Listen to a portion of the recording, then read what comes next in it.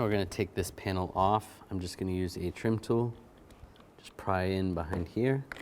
And there's a clip right there and a clip down there.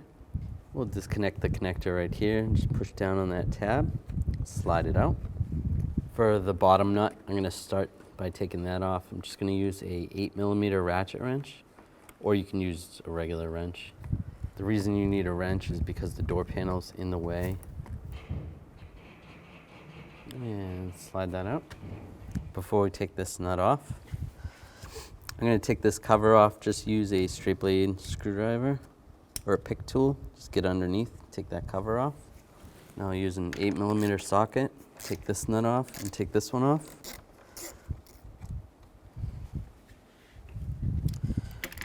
When I go to take this one off, I'm just going to support the mirror from the outside so it doesn't fall. You can grab the mirror and just slide it right out.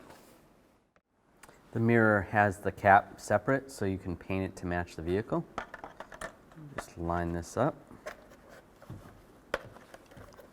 and just lock it in place.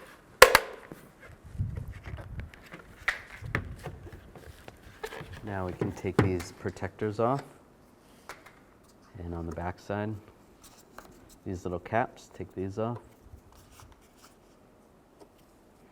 You can just clean up any dust that's in this area before you install the mirror, and just slide it in position.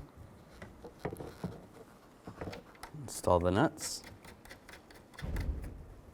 Once you get the first one on, then you can let go of the mirror.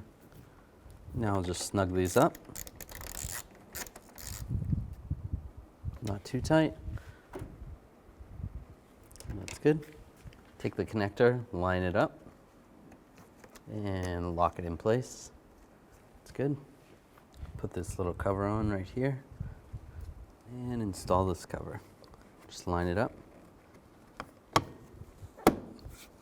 There we go.